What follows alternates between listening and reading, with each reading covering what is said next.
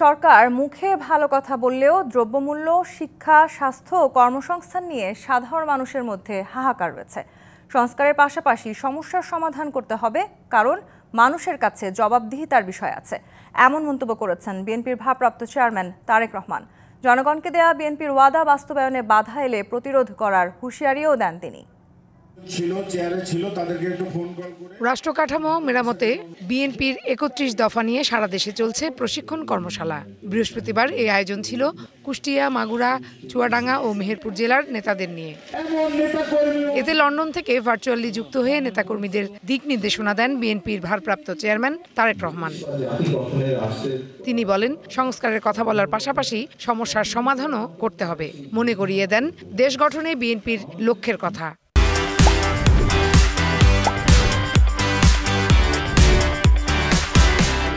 আপনি জনগণকে সুন্দর বলবেন, এই করব, দ্বিকক্ষ বিশিষ্ট সংসদ করব, একজন ব্যক্তি দুইবারের বেশি প্রধানমন্ত্রী হতে পারবে না, আমরা জবাবদিহিতা নিশ্চিত করব, আমরা প্রশাসনের সংস্কার করে ফেলব।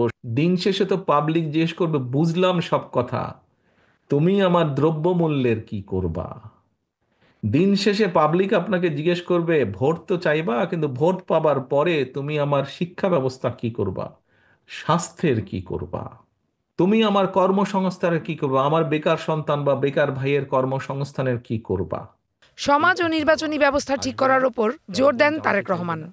আমাদের এই লক্ষ্য এবং এই উদ্দেশ্যকে ৩১ দফার মাধ্যমে জনগণের পাশে দাঁড়ানোর যে আমাদের শপথ, এই শপথকে লক্ষ্যভ্রষ্ট করার জন্য যদি কেউ এমন কোনো অন্যায় করে থাকে, তার বিরুদ্ধে প্রতিবাদ এবং প্রতিরোধ আমরা গড়ে তুলব। তিনি বলেন, অন্তর্বর্তী সরকারের কাছে নিরপেক্ষ ও সুষ্ঠু নির্বাচন প্রত্যাশা করে বিএনপি। কোনো কম্প্রোমাইজ নেই, নির্বাচন হতে হবে। যেখানে জনগণ ভোটার, সেখানে জনগণকে নির্দ্বিধা নির্বিঘ্নে শান্তিপূর্ণভাবে ভোটের ব্যবস্থা থাকতে হবে। Farhana Juthi, DBC news, Dhaka.